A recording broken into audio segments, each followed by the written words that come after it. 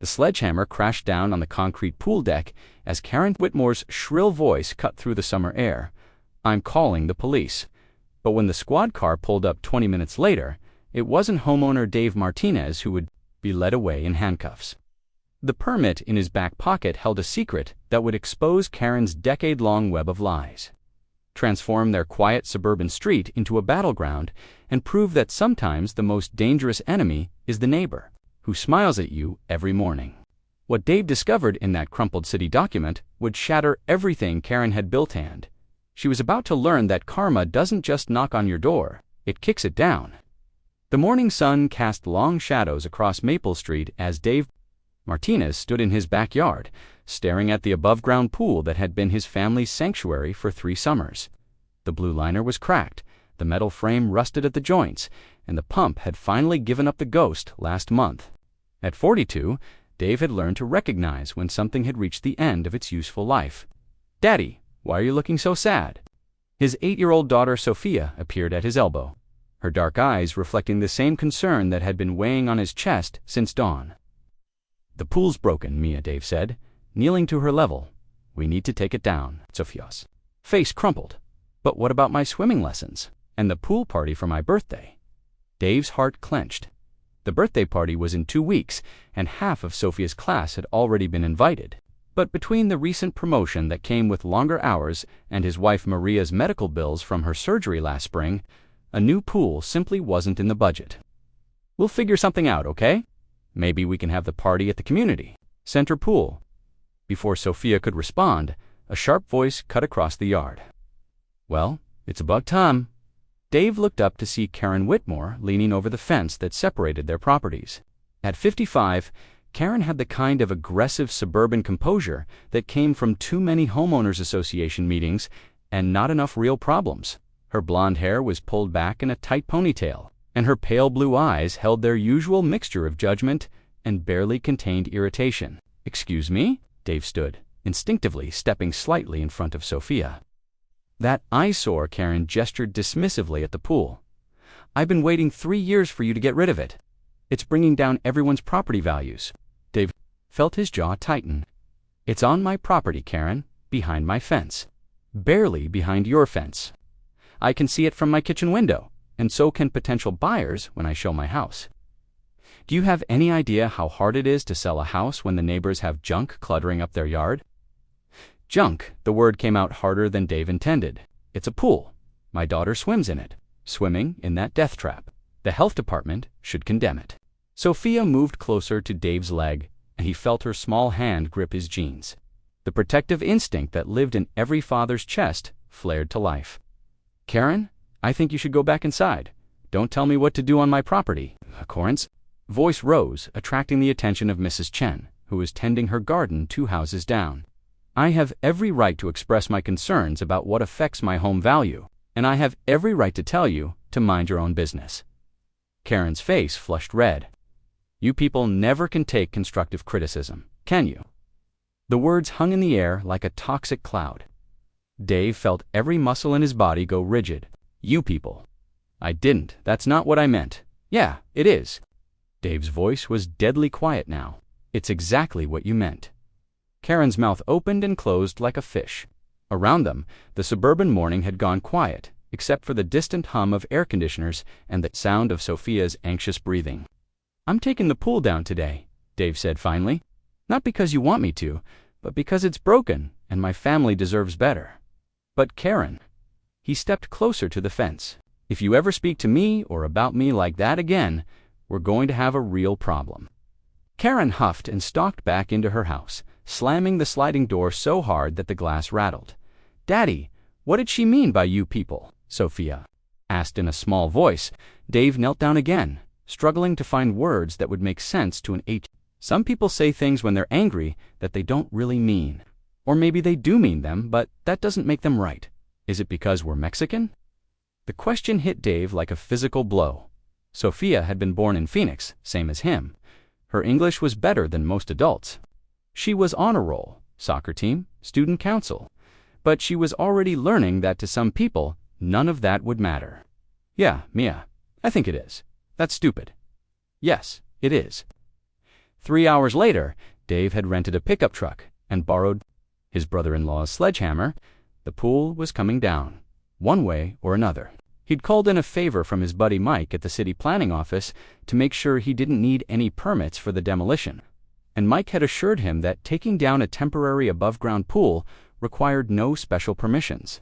Maria arrived home from her part-time job at the medical office just as Dave was draining the last of the water.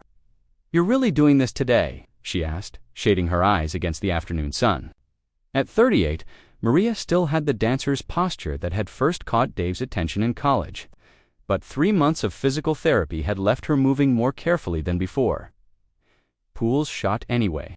Might as well clear the space for something better. Like what? "I don't know yet. Maybe a garden," Sophia mentioned, wanting to grow vegetables for her science project. Maria smiled, the kind of smile that reminded Dave why he'd fallen in love with her 15 years ago. "She'd like that, and it would save us money on groceries." Dave nodded toward Karen's house, where the blinds had been twitching all afternoon. "Plus, it'll drive the neighbor crazy that we're improving the yard instead of just letting it sit empty." Dave, I know, turned the other cheek. "But Maria, you should have heard what she said to Sophia this morning." Maria's smile faded. "What did she say?"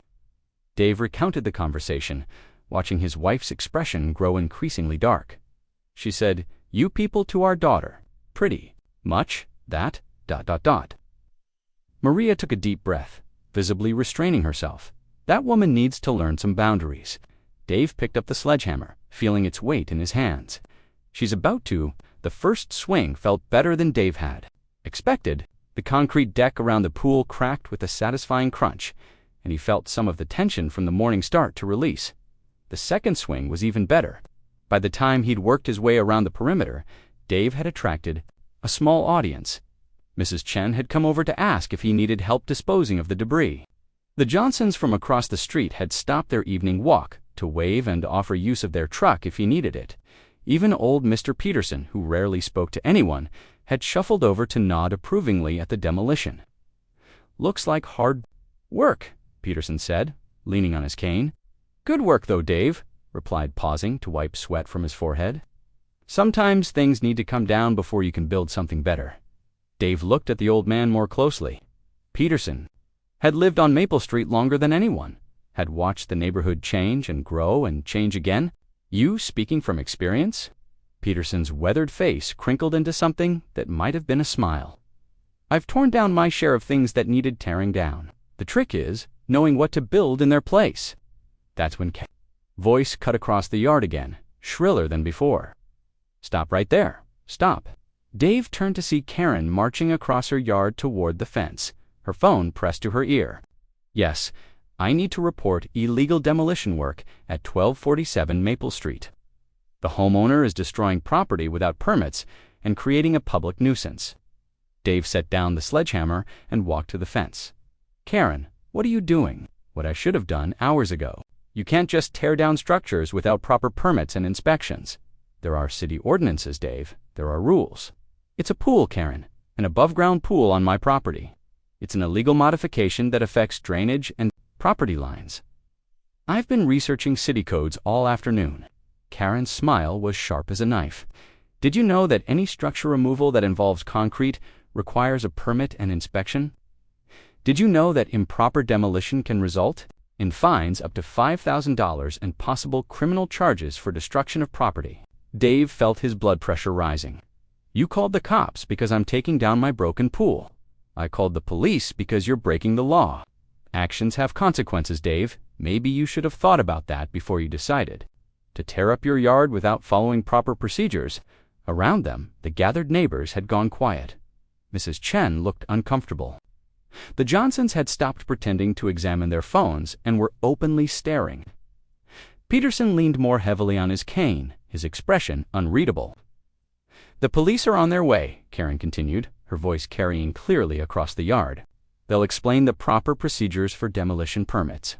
I'm sure once you understand the legal requirements, you'll do the right thing and restore the property to its original condition while you wait for the proper Officer Rodriguez shifted uncomfortably as Karen's face cycled through emotions like a broken traffic light tread with anger.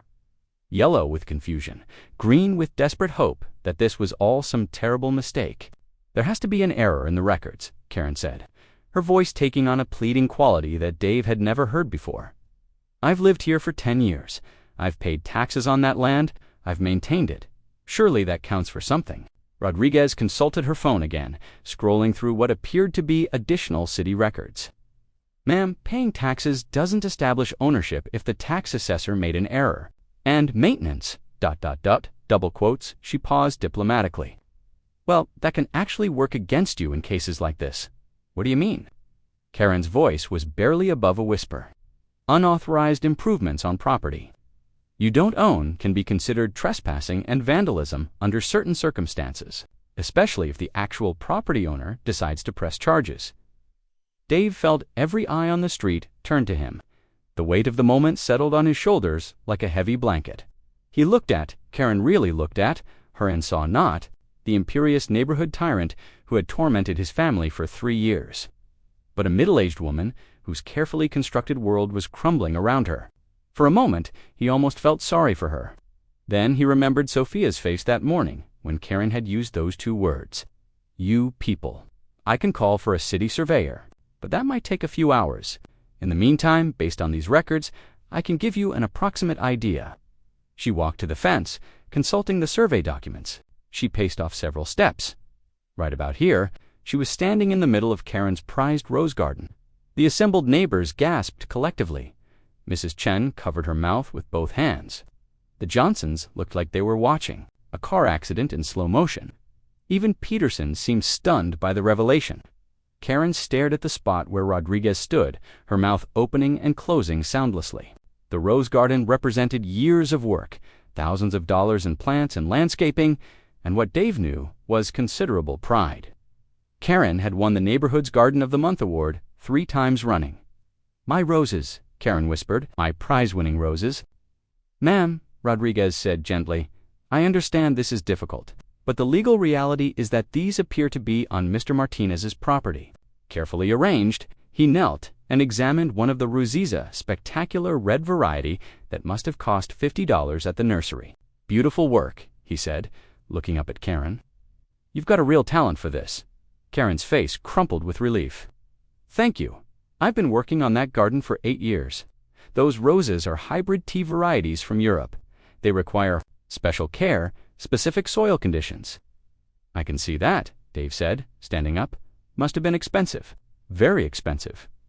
The soil amendments alone cost me $2,000. And the irrigation system, the fertilizer program, the pest management." Karen was babbling now, desperate to make him understand the magnitude of what was at stake. Dave nodded thoughtfully, then looked directly into her eyes. "So you put $2,000 worth of improvements on my property without my permission." The hope died in Karen's face like a candle being snuffed out. "Dave, please. 8 years of unauthorized use of my land. 8 years of you treating me like I was the problem, like I was the one who didn't belong here." Dave's voice remained calm, but everyone could hear the steel underneath. "While you were stealing mine, I didn't know." Karen's voice cracked. "I swear I didn't know the fence was in the wrong place." "But you knew you were being a racist to my daughter this morning.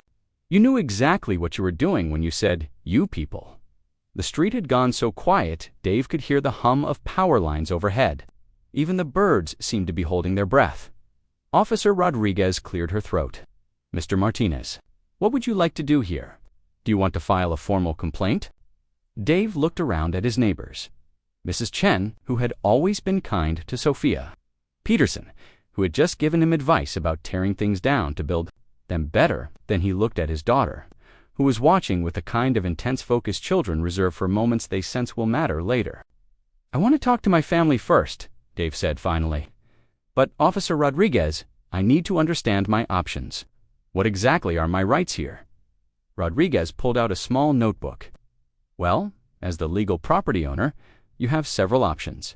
You could demand immediate removal of all unauthorized structures and improvements. You could file for damages covering the lost use of your property. You could pursue trespassing charges, or ... She glanced at Karen. you could work out some kind of agreement with your neighbor. What kind of agreement? Karen asked desperately. That's between you two to figure out, but I should warn you, ma'am, that Mr. Martinez holds all the legal cards here. Any agreement would be entirely at his discretion. Dave felt the power of that statement settle over the crowd like a thunderclap. Karen Whitmore, the self-appointed queen of Maple Street, was completely at his mercy. How long do I have to decide? Dave asked. There's no specific timeline, but the longer you wait, the more complicated it could become. My advice would be to consult with a property attorney as soon as possible. Karen's face went pale. An attorney, ma'am, given the scope of this encroachment and the value of the improvements involved, both parties would be wise to seek legal counsel. Dave saw Karen's hands shake as she absorbed the implications. Legal fees, potential court battles, the possibility of losing everything she'd built on what she now knew was his land. I think that's enough for today, Dave said. Officer Rodriguez, thank you for your help. I'll be in touch about next steps. Rodriguez nodded and handed him her card. Call me if you have any other issues, and ma'am. She looked at Karen. I'd recommend not doing any more work on the disputed property until this is resolved. As the police cruiser pulled away, the crowd of neighbors began to disperse, though Dave caught them stealing glances back at the scene. The story of Karen's comeuppance would be all over the neighborhood by dinner time. Karen stood alone by her fence's fence, Dave corrected, mentally looking lost and defeated. Dave, she said quietly, can we talk? Please, Dave considered her for a long moment. Not today, Karen. Today I'm going to finish taking down my pool and spend time with my family. We can talk tomorrow. Please, I just need to know tomorrow, Dave said firmly, then turned and walked back to his yard. Maria was waiting for him by the broken pool deck, her expression a mixture of amazement and concern. Holy shit, she whispered, glancing around to make sure Sophia wasn't close enough to hear. Did that really just happen? Apparently Karen's been squatting on our land for a decade. How much land? About 240 square feet, including her entire prize-winning garden. Maria stared at the fence line, mentally calculating, Dave, that's a lot of money. The landscaping alone must be worth $10,000. And if she's been using our property for 10 years, I know, what are you going to do? Dave picked up the sledgehammer and hefted it thoughtfully. First, I'm going to finish what I started. Then, I'm going to call that attorney your cousin recommended when we bought the house. Then, he looked at the fence at Karen's beautiful garden, at the sprinkler system she'd installed on his property. Then I'm going to figure out how to make this right. Right for who? For Sophia? For us? For the principle of the thing, Dave took a swing at another section of concrete, but mostly for Sophia.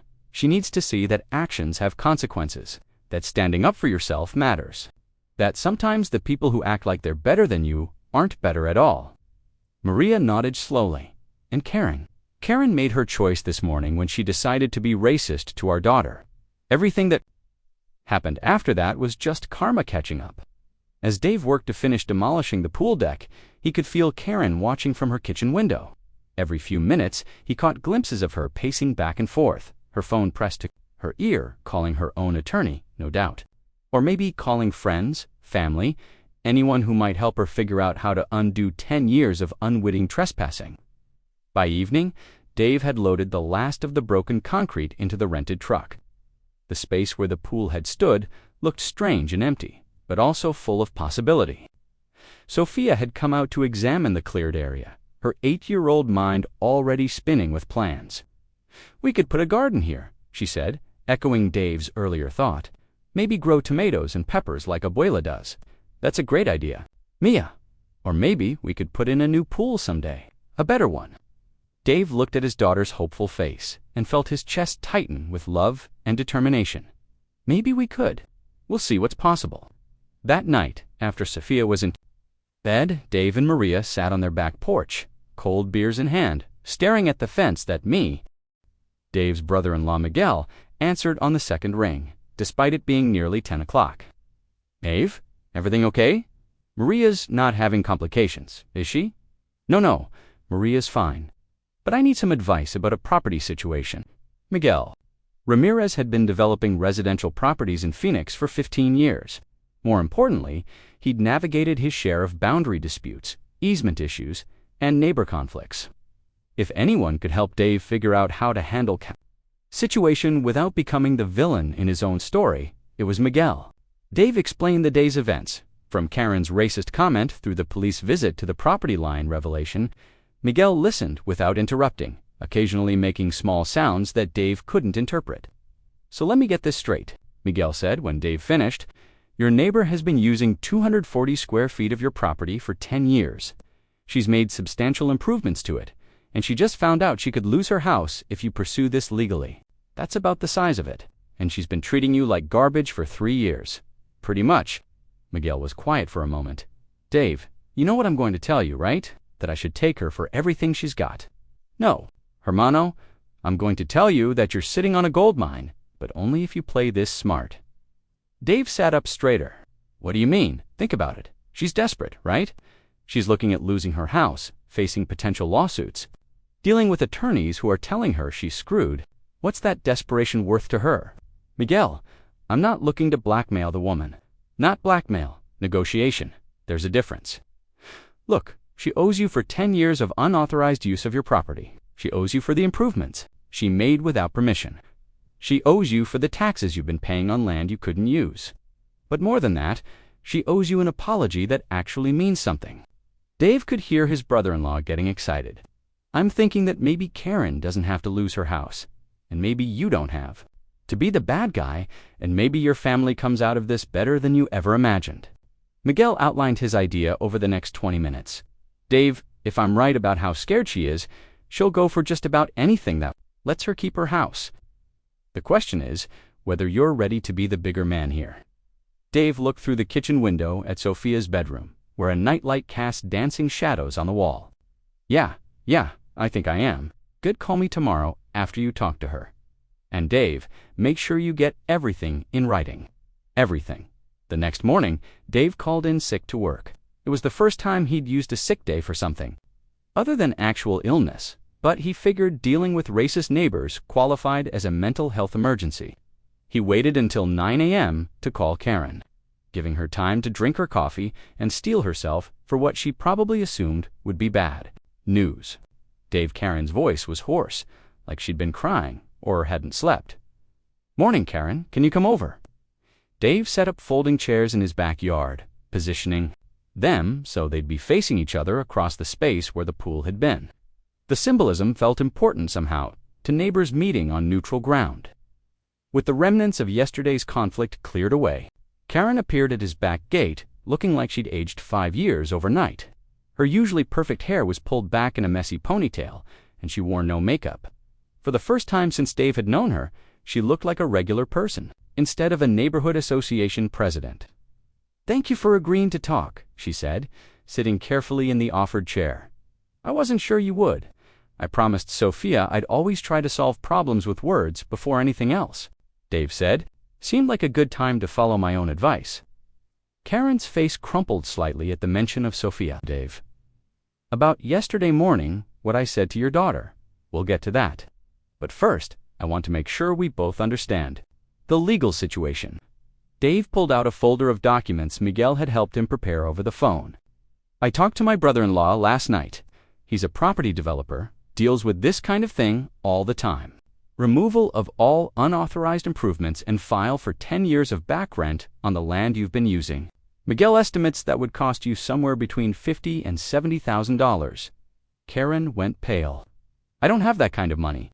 Option 2, I file trespassing charges and let the courts sort it out. That would mean lawyers, court, dates, probably a lien on your house while everything gets resolved. Hope flickered in Karen's eyes.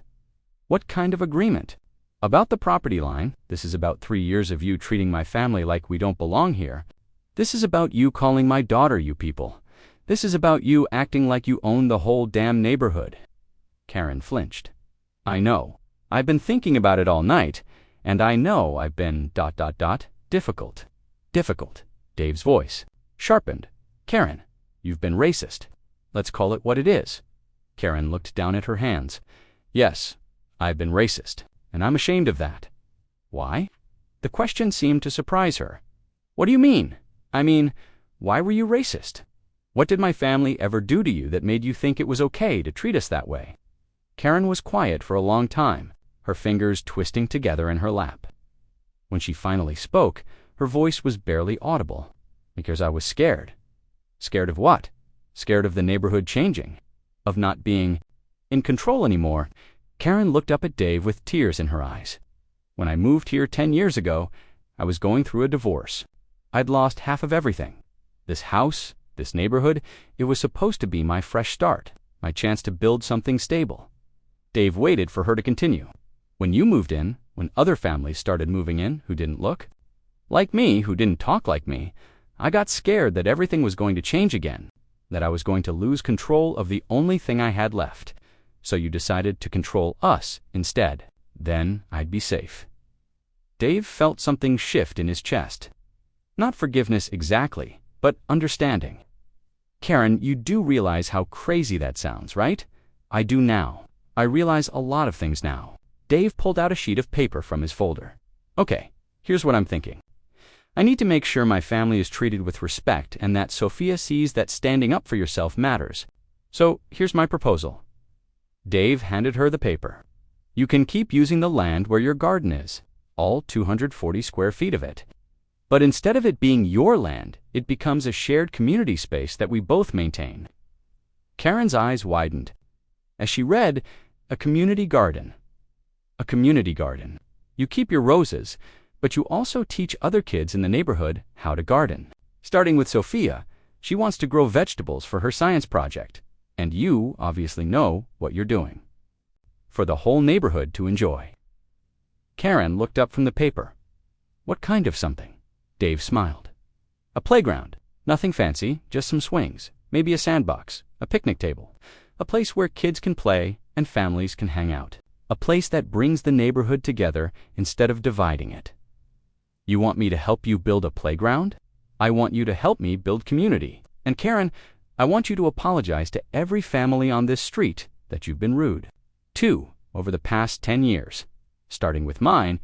Then we file a legal easement that lets you keep using the land for the garden in perpetuity. You get to stay in your house, keep your roses, and avoid any legal consequences.